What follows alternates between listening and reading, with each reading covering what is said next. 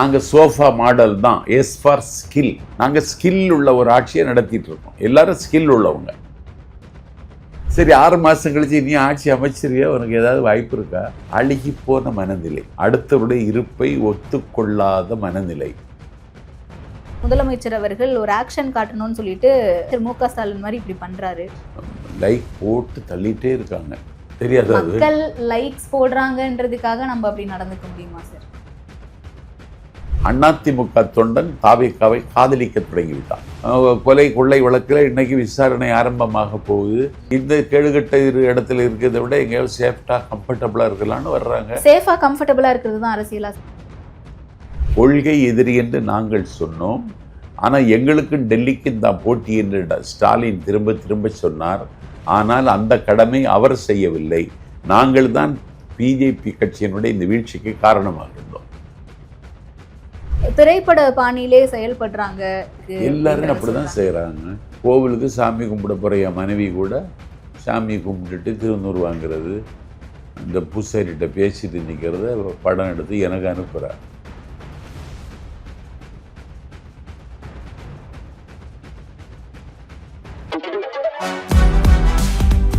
சூப்பரா இருக்கு அம்மா, எனக்கு இதோட சீக்கிரம் தெரியும். Chocolate sweetened condensed milk from Milky mist.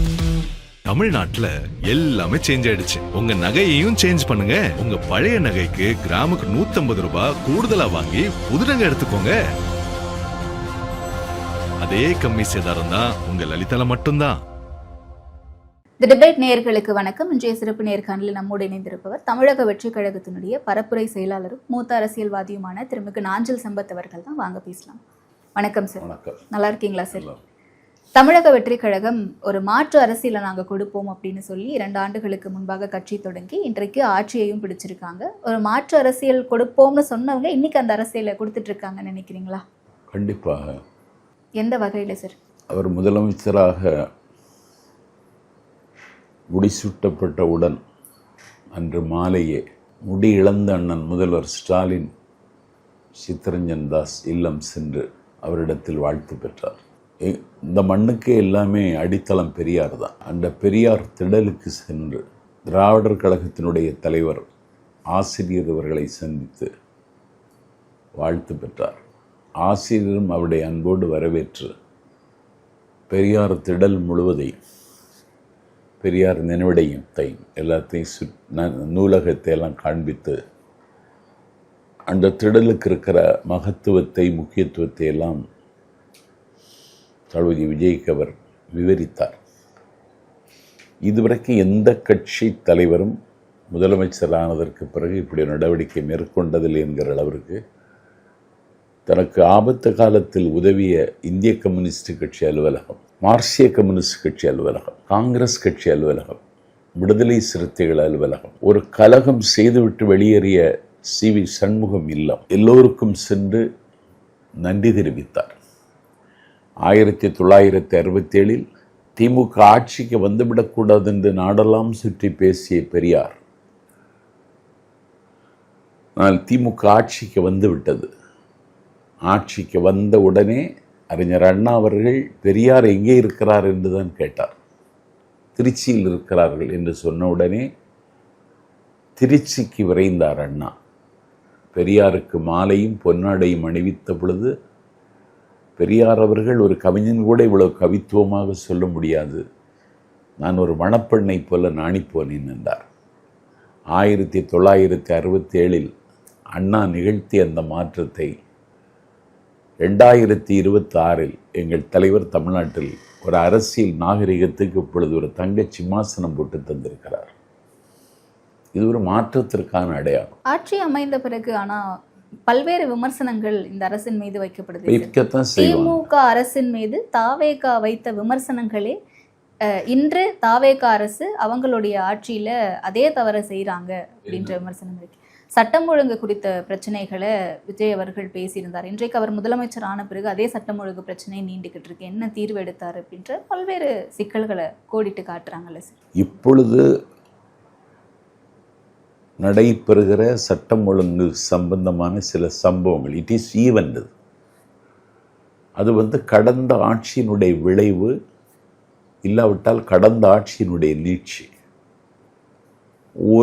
அதை ஒரு இரும்பு கரம் கொண்டு அடக்குவதில் அண்ணன் ஸ்டாலின் அரசு தோற்றது.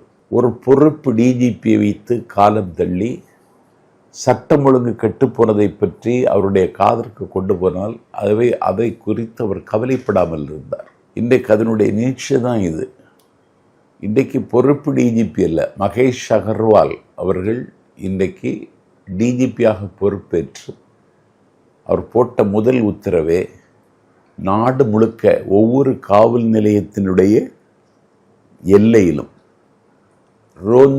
காவல்துறை ரோந்து வர வேண்டும் என்று ஒரு உத்தரவு போட்டு இன்றைக்கும் அந்த ரோந்து நடைபெற்று கொண்டிருப்பதன் மூலம் சட்டத்தை கையில் எடுக்கிற தோல் நமைச்சல் எடுத்த ரவுடிகளின் கொட்டம் இன்றைக்கு எல்லா ஊரிலும் அடங்கி இருக்கிறது. அது போக பவானீஸ்வரி அம்மா தலைமையில் சிங்கப்பெண் அதிரடிப்படை தொடங்கியதற்கு பிறகு எல்லா இடங்களிலும் அவருடைய கண்காணிப்பும் கவனிப்பும் இருந்து கொண்டு வருவதனால் இன்றைக்கு பெண்கள் ஒரு பாதுகாப்பு உணர்வை நிச்சயம் பெறுகிறார்கள். இன்றைக்கு கூட காலையில் ஒரு பாலியல் தொடர்பான செய்தி, அதான் இதுவெல்லாம் கடந்த ஆட்சியினுடைய நீட்சி என்பதையும் தாண்டி நான் இன்னொன்று கவலையோடு சொல்லுகிறேன். இதற்கு ஒரு ஆட்சியை மட்டும் குறை சொல்லுகிற போக்கு எனக்கு உடன்பாடு இல்லை. இது இந்த சமூகம் புரியோடி போனதற்கான அடையாளம். நம்ம இப்ப சொல்றோம் இல்ல இது நான் தாவேகா ஆட்சிக்கு வருவதற்கு முன்னாலேயும் என்னுடைய கருத்து இதுதான். இந்த சமூகம் புரியோடி போய்விட்டது.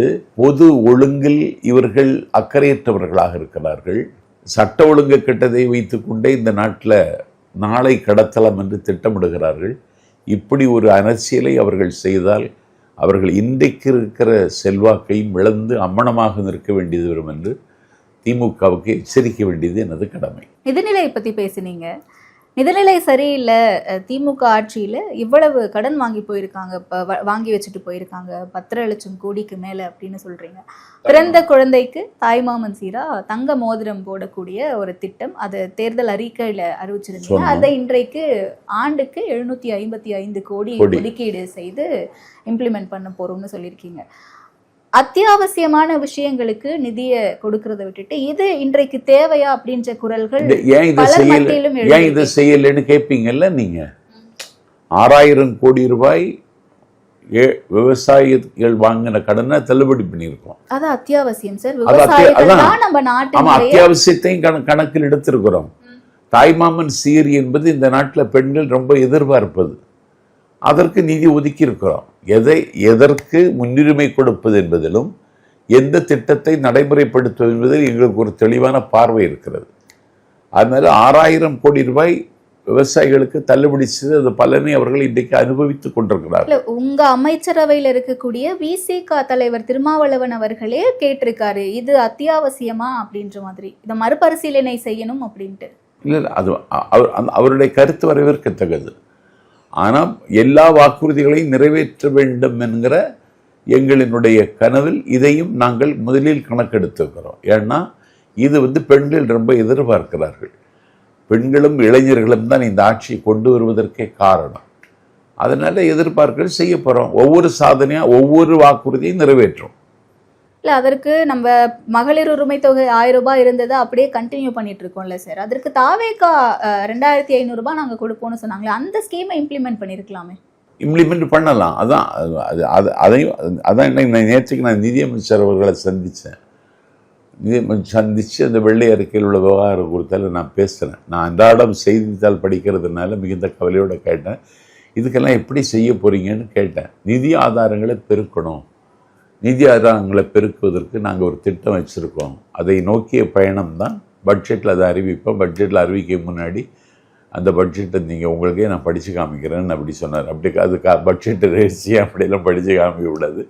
இல்லை, என்ன திட்டம் வச்சுருக்கேன்னு என்கிட்ட சொல்லுங்கள், என்கிட்ட செய்தியாளர்கள் கேட்டால் பதில் சொல்லுன்னு சொன்னேன். ஓகே, சொன்னாரா? இனிமேல் தான் சொல்வார். Okay okay. இதுவரைக்கும் தமிழக வெற்றிக்கழக அரசாங்கம் என்னென்ன விஷயங்கள்லாம் இம்ப்ளிமெண்ட் பண்ணியிருக்காங்க நீங்கள் நினைக்கிறீங்க? இன்னைக்கு பாருங்க, காலையில் அரசு பேருந்து தமிழ்நாடு முழுவதற்கு இன்னைக்கு பேருந்து விடுறார். நேற்றைக்கு 401 பேருக்கு பணி ஆணை. அதில் பணி ஆணை பெற்ற முதல் பெண், அவங்கள் சூலுற்ற மங்கை, கருவுற்றிருக்கிறார்கள். அவங்க மேடையில் வர முடியாதுன்னு தெரிஞ்ச உடனே கீழே படார்னு இறங்கி அதை கொடுத்தார்.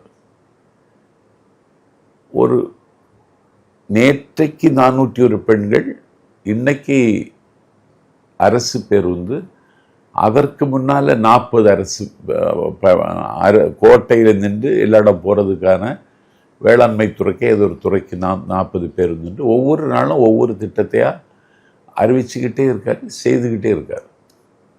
ஒரு ஒபீடியன்ட் ஸ்டூடெண்ட் மாதிரி ஏதாவது நல்லது செய்யணுங்கிற நோக்கத்தில் ஒவ்வொன்றும் பண்ணிகிட்டு இருக்கார். சட்டமன்ற நிகழ்வுகள் குறித்தும் பேசணும்னு நினைச்சேன் சார். சட்டமன்றத்தில் பல்வேறு குற்றச்சாட்டுகளை திமுகவினர் வச்சுட்டே இருந்தாங்க. ஏன்னா எதிர்கட்சி அப்படின்னும் போது அவங்களுடைய பணியை அவங்க அப்படிதான் செஞ்சாவாங்க.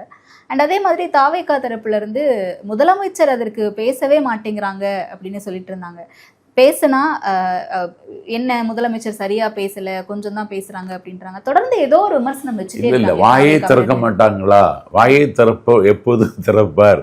அப்படி ஒரு கருப்பு பேட்ஜ், வாயை திறங்க சிஎம்னு சொல்லி ஒரு கருப்பு பேட்ஜ் அணிந்து கொண்டு சட்டமன்றத்திற்கு எதிர்கட்சி உதயநிதி தலைமையில் திமுக எம்எல்ஏக்கள் வந்தார்கள்.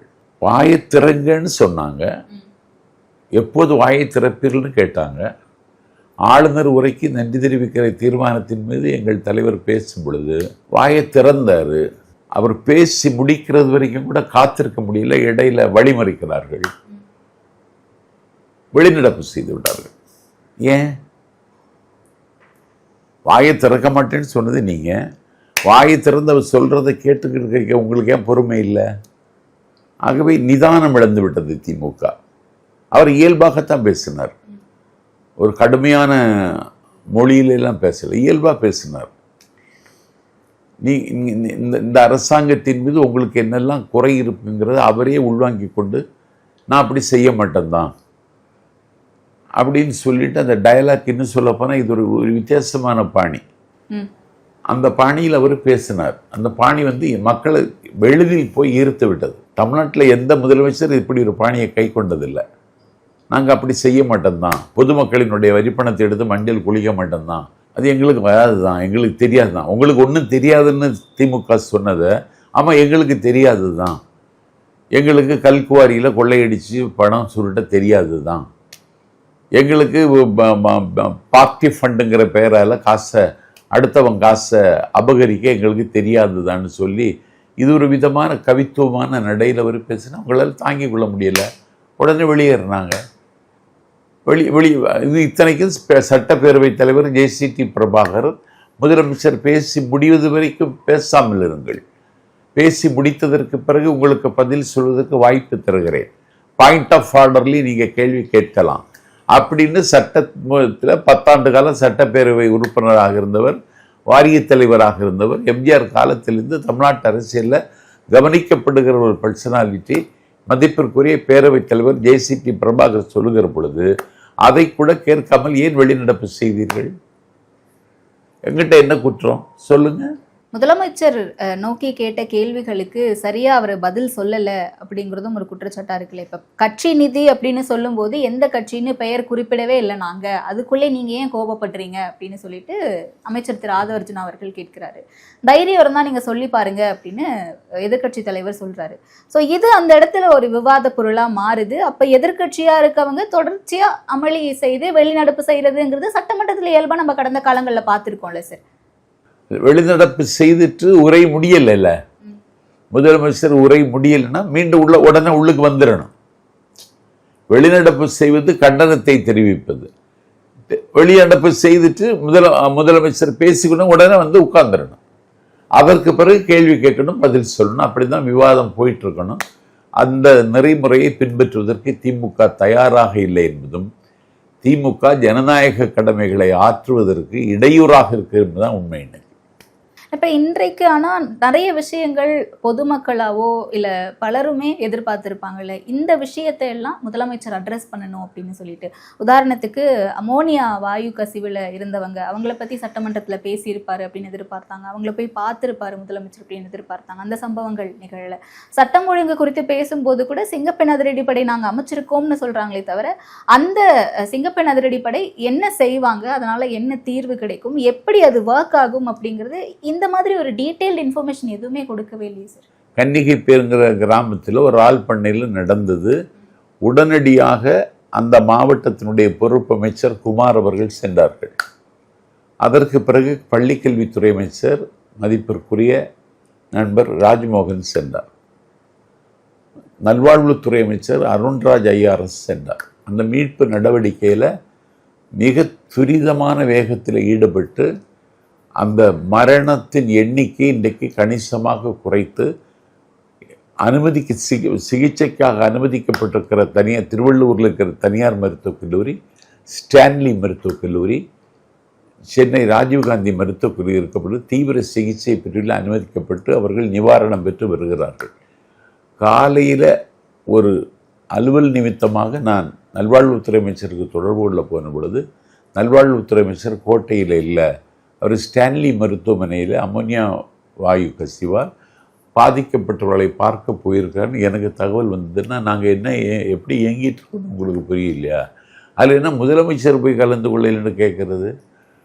கடந்த ஆட்சியில் இந்த மாதிரியான நிகழ்வுகள் நடக்கும்போது ஏன் ஸ்டாலின் போய் பார்க்க மாட்டாரா? முதலமைச்சர் என்ன பண்றாரு அப்படி ஒன்று நாங்கள் கேட்கலையா? கேள்வி கேட்டிருக்கீங்க சார். இல்லை, நான் சொல்லுது அமைச்சர் தமிழக வெற்றி கழகம் தரப்புல இருந்து இந்த கேள்வி கேட்கப்பட்டிருக்கு சார்.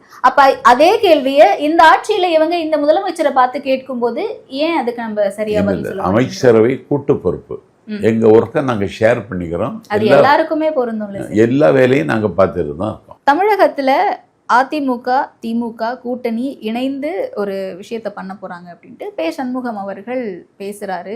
தீக்கதிரில் ஒரு ஆர்டிக்கல் வெளியாகுது. இந்த மாதிரியான விஷயங்கள் போய்கிட்டு இருக்கும்போது, இல்ல 2 நாளைக்கு முன்னாடி இந்த மாதிரியான விஷயங்கள் வந்துகிட்டு இருக்கும்போது இந்த பக்கம் விஜய் அவர்கள் பண்றது மட்டும் சரியா? முதலமைச்சராக இருந்துட்டு ஆல்ரெடி அவங்களுக்கு ஒரு மேண்டேட் இருக்கு. கூட்டணி கட்சிகள் திமுகவிலிருந்து வெளியே வந்து ஒரு சப்போர்ட் கொடுத்தும் கூட அதிமுகவினரை இப்படி இந்த பக்கம் ரிசைன் பண்ணிட்டு ஒரு ஹார்ஸ் ரைடிங் நடக்குது அப்படிங்கிறது. இல்லை, நாங்கள் குதிரை பேரவனை நடத்தலை. அதிமுகவில் இருக்கிறவர்கள் அதிமுகவில் இருக்க முடியாத ஒரு நிலைமைக்கு அந்த கட்சி இன்றைக்கு ஒரு பள்ளத்தில் கொண்டு போய் விட்டுவிட்டார் எடப்பாடி பழனிசாமி. அதிமுக என்கிற கட்சி ஆரோக்கியமாக இருக்க வேண்டும் என்று தான் நாங்கள் விரும்புகிறோம். ஆனால் அந்த கட்சியை இன்றைக்கு தலைமை தாங்கி இருக்கிற எடப்பாடி பழனிசாமி அந்த கட்சி காப்பாற்றப்பட வேண்டும் என்கிற கவலை அவருக்கு இல்லை. என்னைக்கு பிஜேபி கட்சியோடு வெளிப்படையாக கூட்டணி வைத்தாரோ அப்பொழுதே அந்த கட்சி ஒரு மூச்சு திணறலுக்கு ஆளாகிவிட்டது. ஏன்னா தமிழ்நாட்டு மக்கள் பிஜேபிக்கு ஆதரவளிக்கிற நிலையில் இல்லை. ஆனால் 26 இடத்துல ரெய்டு டெல்லியில் இருந்து விடப்பட்டதற்கு பிறகு அவருக்கு வேற வழி தெரியாமல் கூட்டணி வைத்து கொண்டார். கொடுமை என்னன்னா, தேசத்தினுடைய பிரதமர், தேசத்தினுடைய உள்துறை அமைச்சர், தேசத்தினுடைய வர்த்தகத்துறை அமைச்சர், தேசத்தினுடைய நிதி அமைச்சர், மராட்டிய மண்டலத்தினுடைய முதலமைச்சர் எல்லோரும் வந்து இங்கே முற்றுகையிட்டு பிரச்சாரம் செய்ததற்கு பிறகு 11% இருந்த பிஜேபி கட்சியினுடைய வாக்கு வங்கி 3% சரிந்திருக்கிறது. அந்த கட்சியினுடைய தலைவர் நண்பர் நயனார் நாகேந்திரன் அவருடைய சாத்தூர் தொகுதியில் தோற்கடிக்கப்படுகிறார். அந்த கட்சியினுடைய தேசிய மகளிரணி செயலாளர் வானதி சீனிவாசன் கோவை வடக்கு தொகுதியில் தோற்கடிக்கப்படுகிறார். அந்த கட்சியினுடைய பொதுச் செயலர் ராம சீனிவாசன் மதுரையில் தோற்கடிக்கப்படுகிறார். அந்த கட்சியினுடைய பிரபலமான முகம் தமிழிசை சவுந்தரராஜன் மயிலாப்பூரில் வீழ்த்தப்படுகிறார். ஒரே ஒருவர் போஜராஜன் என்பவர் ஊட்டியில் மட்டும் எப்படியோ தப்பி தவறி கரை சேர்ந்து விட்டார். கொள்கை எதிரி என்று நாங்கள் சொன்னோம், ஆனால் எங்களுக்கும் டெல்லிக்கும் தான் போட்டி என்று ஸ்டாலின் திரும்ப திரும்ப சொன்னார். ஆனால் அந்த கடமை அவர் செய்யவில்லை. நாங்கள் தான் பிஜேபி கட்சியினுடைய இந்த வீழ்ச்சிக்கு காரணமாக இருந்தோம். அப்பொழுதே அதிமுக தொண்டன் தாவேகாவை காதலிக்க தொடங்கிவிட்டான். நமக்கு சரியான பாதை இனிமேல் தாவேக்காதான்னு உணர தொடங்கி விட்டான். இதை ஒவ்வொரு நிர்வாகியும் உணர்ந்து கொண்டார்கள், உள்வாங்கி கொண்டார்கள். அந்த தொண்டர்களை அவங்களால சமாதானப்படுத்த முடியலை. இந்த நிலைமையில் நம்ம எடுக்க வேண்டிய முடிவு தாவேக்காவுக்கு ஆதரவாவது கொடுக்க வேண்டும் என்று தான் தாவேக்காவுக்கு ஆதரவு கொடுத்தார்கள். இன்னைக்கு விஜயபாஸ்கர் அதிமுகவுக்கு தலைமை தாங்க வேண்டிய தகுதி விஜயபாஸ்கருக்கு இருக்கிறதே தவிர பழனிசாமிக்கு இல்லை. ஏன்னா அள்ளி கொடுப்பார், எல்லோரையும் அரவணைப்பார், கேட்டவர்களுக்கு எல்லா உதவிகளையும் செய்கின்ற ஒரு தாராள மனம் கொண்டவர். அவர் மீது பல புகார்கள் இருக்கலாம். அவரே இன்னைக்கு புதுக்கோட்டை ராலிமலை தொகுதி சட்டமன்ற உறுப்பினர் பதவியை ராஜினாமா செய்துட்டார். அதனால் இது அவர்களாக எடுக்கிற முடிவு. இல்ல பல புகார்கள் இருக்கலாம்னு சொல்லிட்டு நம்ம அதை அப்படியே கடந்து போக முடியாது. மாற்று அரசியல்னு சொல்லிட்டு நம்ம ஒரு அரசாங்கத்தை அமைச்சிருக்கோம், ஒரு கிளீனான ஒரு பார்ட்டி அப்படின்ட்டு தமிழக வெற்றி கழகத்தை எல்லாரும் சொல்றாங்க. எந்த ஒரு குற்றப்பின்னணியும் கிடையாது, புதுசா ஒரு அரசு அமைச்சிருக்காங்க அப்படின்னும் போது ஒரு ஊழல் குற்றச்சாட்டம் எதுவுமே இல்லாத போது முன்னாள் அமைச்சர்கள் மேல இப்படியான ஒரு குற்றச்சாட்டுகள் இருக்கவங்களை கட்சிக்குள்ள இணைக்கிறது அப்படிங்கிறது கட்சிக்கோ இல்ல அரசாங்கத்துக்கு எங்க கட்சிக்கு வருவது. ராலிமலை விஜயபாஸ்கர் வர்றாருன்னா எங்கள் கட்சியில் நிறைய தொண்டர்கள் வந்து குவிகிறாங்கன்னு அர்த்தம். இது ஒன்று. ரெண்டாவது, அவருக்கு மேலே வழக்கு இருப்பதை நாஞ்சில் சம்பத் மறுக்கலை. அந்த வழக்கை அவர் தான் எதிர்கொள்ள வேண்டும். செந்தில் பாலாஜி மீது வழக்கு இருந்தது, செந்தில் பாலாஜி மீது குற்றச்சாட்டு இருந்தது, ஊழல் குற்றச்சாட்டு இருந்தது. அந்த செந்தில் பாலாஜியை திமுக அதிமுகவிலிருந்து இழுத்து கொண்டது, அவரை அங்கீகரித்தது, அவருக்கு ஒரு புதிய வாழ்வு கொடுத்தது. ஆனால் அந்த வழக்கு மீண்டும் தொடர்ந்தது. ஆளுங்கட்சியாக இருந்த திமுக, முதல்வராக இருந்த அண்ணன் ஸ்டாலின் செந்தில் பாலாஜியை காப்பாற்ற முடியல. ஒரு வருடம் அவர் சிறையில் இருந்தார். இன்றைக்கு அவர் மீண்டும் வெற்றி பெற்று சட்டமன்றத்தை, இதுக்கு பேர் தான் அரசியல், மீண்டும் வெற்றி பெற்று சட்டமன்றத்தை. அதனால் விஜயபாஸ்கர் மேலே குற்றம் சாட்டப்பட்டிருக்கிறது, விசாரணை நடைபெற இருக்கிறது, அது எதிர்கொள்ள வேண்டியது அவரது கடமை. இல்ல சார், திமுகவில் இருப்பவர்கள் வழக்குகளை சந்திக்கிறாங்க, வழக்கு நடக்குது அவங்க மேல அப்படின்னா அவங்கள ஊழல் கட்சி நீங்க சொல்லிட்டீங்க. ஆனா தாவேகா ஊழல் கட்சியா? இல்லையே. அப்புறம் தாவேகால முன்னாள் அமைச்சர்கள் மீது ஊழல் குற்றச்சாட்டுகள் இருக்கு, அவங்க வந்து இணைறாங்க அப்படின்னும் போது அப்ப மக்கள் எப்படி பார்ப்பாங்க? இல்ல அவங்க இங்க வந்தா இப்ப அவங்க ஊழல் செய்யறாங்கன்னு நம்ம சொல்றோம், அவங்க மேல குற்றச்சாட்டுகள் இருக்குன்னு நம்ம சொல்றோம், நிரூபணம் ஆகுதோ ஆகலையோ வழக்க சந்திக்க வேண்டியது அவங்களுடைய கடமை தான். ஆனா இங்க வந்த பிறகு அது மீண்டும் தொடராதுன்னு என்ன கேரண்டி நமக்கு? இல்ல அது அவங்களுக்கு தெரியும்ல. ஒரு ஊழலற்ற நிர்வாகத்தை தருகிறேன் என்ற உத்தரவாதத்தை முதலமைச்சர் தந்திருக்கிறார். இன்னைக்கு ஒரு பேப்பர் பாருங்க, இலவச பள்ளி நடத்துவதற்கு கூட திமுக ஆட்சியில் ரூபா கேட்டாங்க. ஜோஹோ நிறுவனர் சொல்லியிருக்காரு. பார்த்தீங்கல்ல, இன்னைக்கு அதெல்லாம் நாங்கள் எதுவுமே வாங்கலை, எனக்கு ரொம்ப பெருமையாக இருக்குன்னு அவர் சொல்லியிருக்காரு. அது மாதிரி பள்ளிகளை ரினியூவல் பண்ணுறதுக்கு கிட்டத்தட்ட 300 கோடி ரூபாய் அளவில் கொள்ளை நடந்திருக்கு. இன்னைக்கு ராஜ்மோகன் அந்த ஃபண்டு வேண்டான்ட்டார். இந்தியாவிலேயே ஒப்பந்தக்காரர்கள் கூட்டத்தை வெளிப்படையாக கூட்டி, எனக்கு ஃபண்டே தேவையில்லை, சாலைகள் தரமானதாக இருக்க வேண்டும், சாலைகள் தரமற்றதாக இருந்தால் அந்த ஒப்பந்தம் ரத்து செய்யப்படும் என்று எச்சரிக்கை விடுத்து பேசி, இன்னைக்கு அவர் பேசியதற்கு பிறகு இந்தியாவினுடைய சாலை போக்குவரத்து துறை அமைச்சர் நிதின் கட்கரி ஆதவரஞ்சுனாவிடத்தில் தொடர்பு கொண்டு நேஷனல் ஹைவேஸில் மட்டும் 10 வழியில் ஊழல் நடைபெறுகிறது. இந்த 10 வழியில் நடைபெறுகிற இந்த ஊழலை நீங்கள் அடைச்சிட்டிங்கன்னா 2 லட்சம் கோடி தமிழ்நாட்டில் மட்டும் நெடுஞ்சாலை துறைக்கு நான் மத்திய அரசு உதவும்னு அறிவித்திருக்கிறார். இதுக்கு பேர் தான் ஊழலற்ற ஆட்சி. அப்போ இப்படி ஒரு ஊழலற்ற ஆட்சியை நடத்துகிறார்கள். அவர்களோடு நாம் போய் சேருகிறோம் என்றால் நாமும் அவர்களுக்கு இசைந்தது மாதிரி தன்னை புதுப்பித்துக் கொள்ள வேண்டும் என்கிற நல்லெண்ணம் கூட அவர்களுக்கு வருவதற்கு வாய்ப்பு இருக்கு என்பதை ஏன் நீங்க அலட்சியப்படுத்திடுறீங்க? வாய்ப்பு இருக்குன்னா சார் நீங்க கூட சொல்றீங்க, உத்தரவாதம் தருகிறோம் நாங்க, அப்படி நடக்கவே நடக்காதுன்னு உறுதியா சொல்ல முடியலையே. இல்லை அப்படி ஒன்றும் நடக்காது. தலைவர் ரொம்ப கண்காணிப்பாகத்தான் இருப்பார், கண்காணித்து கொண்டும் இருப்பார். திமுக விசிகாவை ஒரு அடிமை கட்சி மாதிரி நடத்துறாங்க அப்படின்ற குற்றச்சாட்டை அமைச்சர் ஆதவர்ஜுன் அவர்கள் முன்வைக்கிறாரு. அப்ப இந்த பக்கம் அதிமுகவிலிருந்து சில நபர்கள் வந்து சேர்றது, முன்னாள் எம்எல்ஏக்கள் தங்களுடைய பதவிகளை ராஜினாமா செய்துட்டு வந்து சேர்க்கிறது அப்படிங்கிறது, அப்ப அதிமுக அப்படின்ற ஒரு கட்சியை அழிக்க பாக்குறாங்களா தாவேகா அப்படின்ற ஒரு விஷயமும் இருக்குல்ல. இப்ப விசிகாவை வந்து அழிக்க பாக்குறாங்க திமுகன்னும் போது அப்ப தாவேகாவுக்கும் பொறுத்து அதிமுகவினுள்ள இருக்கிறவங்களுடைய பொலிட்டிக்கல் கேரியர் இருக்குல்ல, அதை நாங்க பாதுகாக்கிறோம். அவங்க அதிமுகல இல்ல தாவேகால இருக்காங்க. அதிமுகவினுடைய நோக்கமே அதிமுகவுல ஜெயிக்காதவங்க இங்க வந்து சேர்றாங்கன்னா பரவாயில்ல சார், பதவி கொடுக்காதவங்க இங்க வந்து சேர்றாங்கன்னா பரவாயில்ல சார், அவங்களுக்கான ஒரு பொலிட்டிக்கல் கெரியர் இருக்குமா இருக்காதான்னு அவங்க யோசிக்கலாம்.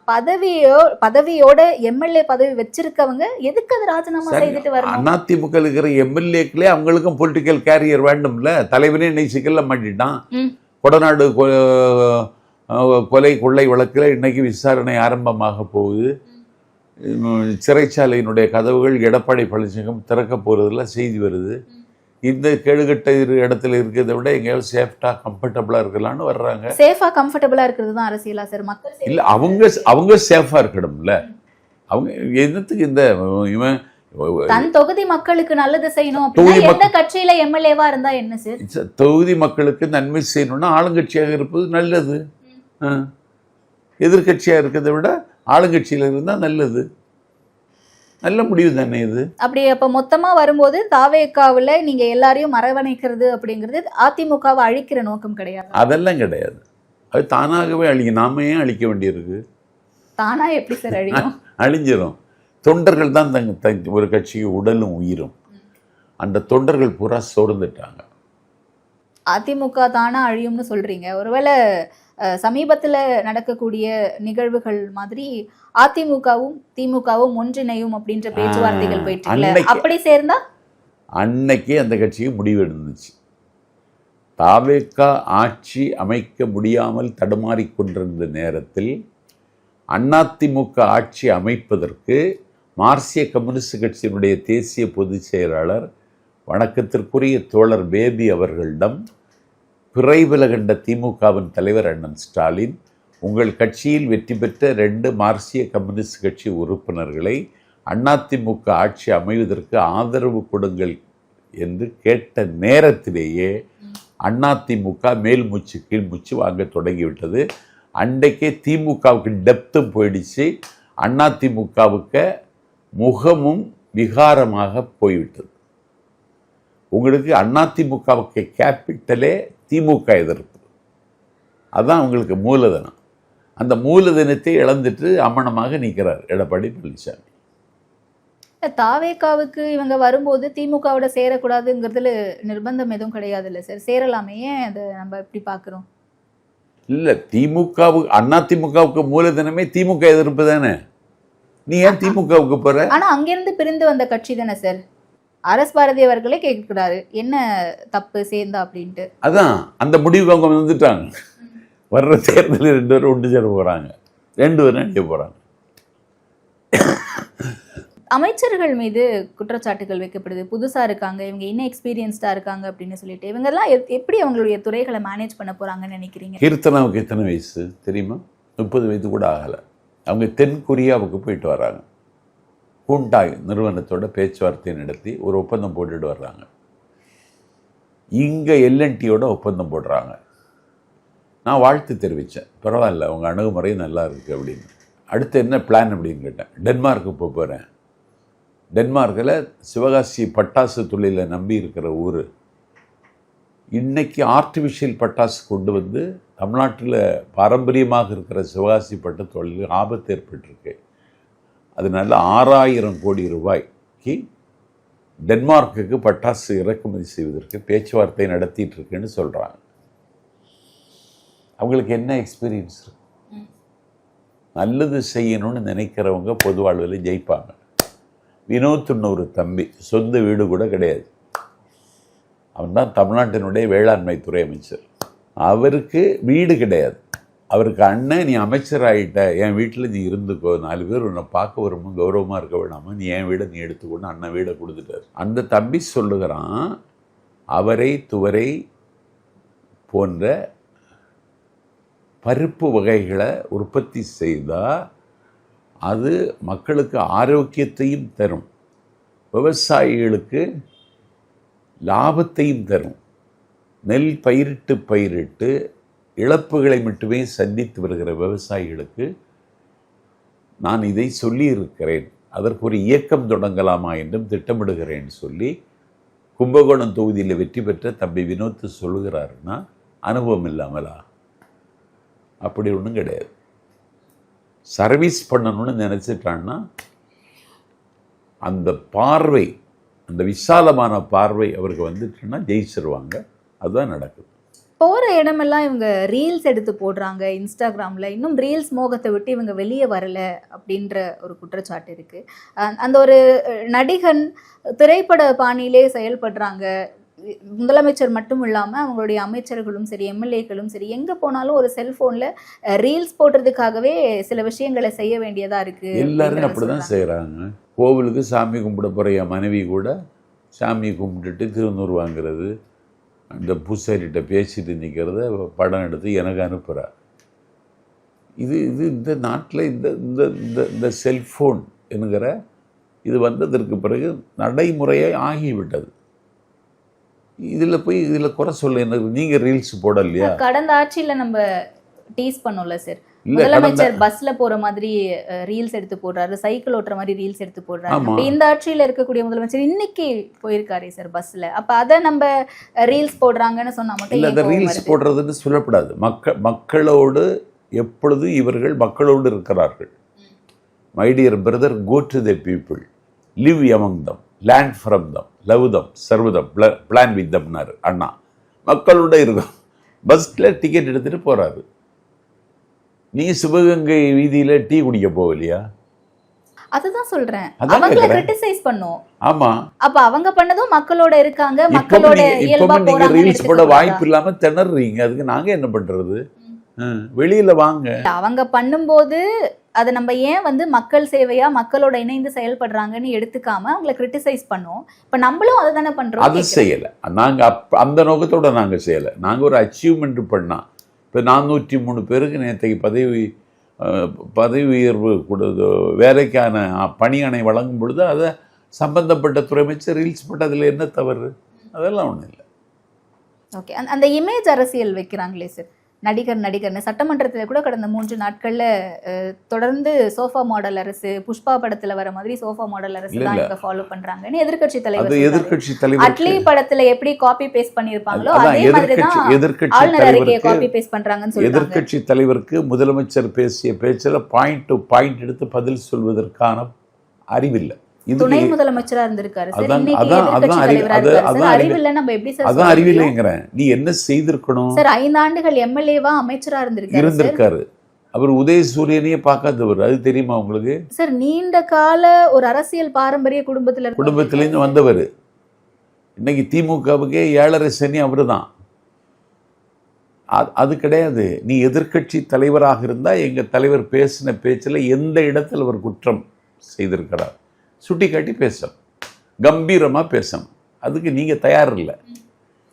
நீங்கள் இந்த ஆட்சியை எப்படியாவது ரீல்ஸ் இந்த சோஃபான்னு சொல்கிற எதுக்கு சொல்கிற நீ? நாங்கள் சோஃபா மாடல் தான். S for skill, O for organisation, F for fight, A for attitude. இதுதான் எங்கள் ஆட்சி. நாங்கள் ஸ்கில் உள்ள ஒரு ஆட்சியை நடத்திட்டு இருக்கோம். எல்லாரும் ஸ்கில் உள்ளவங்க. வருகிற நாட்களை அதை நாங்கள் ஒவ்வொரு நாளும் நிரூபிப்போம். எத்தனை நாட்கள் இருந்தாலும் அத்தனை நாட்களும் தமிழ்நாட்டு மக்களுக்கான பொன்னான நாட்கள் என்பதை எங்கள் சாதனைகள் மூலம் நாங்கள் புலப்படுத்தி கொண்டே இருப்போம். குறிப்பிட்ட குற்றச்சாட்டுகள் எல்லாம் முன் வச்சாரு. அதற்கு பதிலுரை கொடுக்கும்போது முதலமைச்சர் அவர்கள் ஒரு ஆக்ஷன் காட்டணும்னு சொல்லிட்டு மு.க. ஸ்டாலின் மாதிரி இப்படி பண்றாரு. ஆமாம், அது அவருக்கு பாணி. எனக்கெல்லாம் வராது. அது நான் ஒரு தேர்ந்த மேடை பேச்சாளன். உங்க ஆட்சி அமைக்கிறதுக்கு உதவி செய்த சிபிஎம், சிபிஐ, விசிகா இவங்களே அதை விமர்சனம் செய்யறாங்க. அப்படியான ஒரு செயலை விஜய் அவர்கள், முதலமைச்சர் அவர்கள் செய்திருக்க கூடாது அப்படின்னு. இல்லை அதைத்தான் இன்னைக்கு மக்கள் லைக் போட்டு தள்ளிட்டே இருக்காங்க. தெரியாது, மக்கள் லைக்ஸ் போடுறாங்கன்றதுக்காக நம்ம அப்படி நடந்துக்க முடியுமா சார்? சட்டசபையில இந்த மாதிரியான செயல்களை செய்யக்கூடாது அப்படின்ட்டு அதற்கு 2 நாளைக்கு முன்னாடி தான் சைகைகள் எதுவும் காட்டக்கூடாதுன்னு சபாநாயகர் எச்சரிக்கை விடுக்கிறார். அந்த சைடு முதலமைச்சர் அவர்கள் நான் ஒரு ஆக்ஷன் காட்டணும், செய்துக்கலாமா அப்படின்னும் போது உங்க மனம் போல செய்துக்கலாம் அப்படின்னு சொல்றாரு. ஆமா, எல்லாருக்கும் அப்போ ஒரே மாதிரி தானே சார் இருக்கணும்? இல்ல, பேரவைத் தலைவர் இப்படி சொன்னாரு, எங்க தலைவர் செய்தாருன்னா இதெல்லாம் இயல்பா இருக்கிறது தங்கச்சி. நாங்க இந்த அப்பாவுன்னு ஒரு ஆள் இருந்தார் 8 அடி உயரத்துல, சபையை நடத்துறங்கிற பேரால மந்திரிகளுக்கே பதில் சொல்ல விடாம அவரே பதில் சொல்லிட்டு இருப்பார். ஒரு டெட் போரா இருந்தது சட்டமன்றம். இன்னைக்கு சட்டமன்றம் ரொம்ப மகிழ்ச்சியா கலகலப்பா இருக்கு. 3 நாள் தான் சார் சட்டமன்றம் ஆட்சியா இன்னும் இருக்க. பட்ஜெட் கூட்டத்தொடர் இனிமேல் தானே வரும். துறை ரீதியாக மானிய கோரிக்கை, ஒவ்வொரு துறையிலும் ஒதுக்கி இருக்கிற நிதி ஒதுக்கீடு, எல்லாவற்றையும் பற்றி பேசுற இந்த நாட்கள் வரதான். இல்ல, அதுக்கு நீங்க பதிலே சொல்லலையே சார். உங்க கூட்டணியில இருக்கக்கூடியவங்க உங்களுக்கு அந்த தலைவருடைய அதற்கு எதிர்ப்பு தெரிவிச்சிருக்காங்க. அந்த தலைவருடைய கருத்தை நான் மதிக்கிறேன். ஆனா கட்சியினுடைய பரப்பு நாஞ்சில் சம்பத் எங்க தலைவருடைய நடவடிக்கையை ஆதரிக்கிறேன். அப்படி செய்திருக்கலான்றீங்க. அப்படி செய்தது தப்பு கிடையாதுன்னு. ஆமா, அவங்க சொன்னதை நான் எதிர்க்கல, அது அவங்க அணுகுமுறை. அப்பாவை காணோம் அப்படின்ற ஒரு குட்டி கதையை சொல்றாரு, அதுவும் தவிர்த்திருக்கலாம் அப்படின்ற விமர்சனங்கள் எழுது. முன்னாள் முதலமைச்சர் மு.க. ஸ்டாலின் அவர்கள் இன்றைக்கு அதற்கு ஒரு பதிலும் கொடுத்திருக்காரு. எதிர்கட்சியாக இயங்க கூட முடியாத ஒரு மோசமான நிலைமைக்கு திமுக தள்ளப்பட்டிருக்கிறது. நேற்றைக்கு நீட்டு தேர்வை கண்டித்து ஆர்ப்பாட்டம் மாணவர் அணியின் சார்பில் மேற்கொண்டார்கள். ஒரு மாணவன் கூட அந்த ஆர்ப்பாட்டத்தில் இல்லை. இதை எந்த கோவிலில் போய் முறையிடுவீங்க? அதே மாதிரி நீட் விவகாரத்துல தங்கை அனிதா இறந்து போனதுக்கு விஜய் அவர்கள் அவ்வளவு வருந்தினாரு, வீட்டுக்கெல்லாம் போய் பார்த்துட்டு வந்தாரு. இன்றைக்கு அதே மாதிரி இந்த கடந்த வாரத்துல மட்டுமே எத்தனையோ தங்கைகள் தம்பிகளை இழந்திருக்கோம் நம்ம. அதற்கு ஏன் முதலமைச்சர் கேளுங்க, எங்க முதலமைச்சர் தான் இந்தியாவிலேயே அதுக்கு ஒரு முடிவு இன்னைக்கு தான் சொல்லியிருக்காரு. டெல்லியில் போய் 12ஆம் வகுப்பில் தேர்ச்சி பெறுகிற மாணவர்கள் வாங்கியிருக்கிற மதிப்பெண்களை வைத்து மருத்துவக் கல்லூரியில் அவர்கள் படிப்பதற்கான அனுமதியை கொடுங்கள். நீட்டு தேர்வு தமிழ்நாட்டிற்கு தேவையில்லை. எங்க பேசினாரு? சந்தில இல்லை, நிதி ஆயோக் கூட்டத்தில் பேசுறார். உத்தரப்பிரதேசத்தில் தற்கொலை செய்கிறான், ராஜஸ்தானில் தற்கொலை செய்கிறான், நாடு முழுக்க தற்கொலை செய்கிறான். இப்பொழுது இந்தியாவில் இருக்கிற எல்லா மாநில முதலமைச்சர்களும் எங்கள் தலைவர் பேச்சை வழிமொழிகிறார்கள். முதல்ல இதற்கு என்ன தீர்வு? ஆர்ப்பாட்டம் நடத்துவதல்ல, பொது பட்டியலில் இருக்கிற கல்வியை ஸ்டேட் மாநில பட்டியலுக்கு கொண்டு வர வேண்டும். இதை ஏற்கனவே எங்கள் தலைவர் பேசியிருக்கிறார். இதை டெல்லியிலும் நேற்றைக்கு மாணவர்களுடைய மதிப்பெண்ணை வைத்து தான் நீங்கள் மருத்துவக் கல்லூரியில் அனுமதி கொடுக்கணும் என்று நேற்றைக்கு பேசியிருக்கிறார். இது நாடு தழுவிய லெவலில் இன்றைக்கு பேசு பொருளாகி இருக்கிறது. எல்லா மாநில முதலமைச்சர்களுடைய சிந்தனையிலும் ஒரு புதிய வாசலை திறந்துவிட்டு தான் எங்கள் தலைவர் வந்திருக்கிறார்.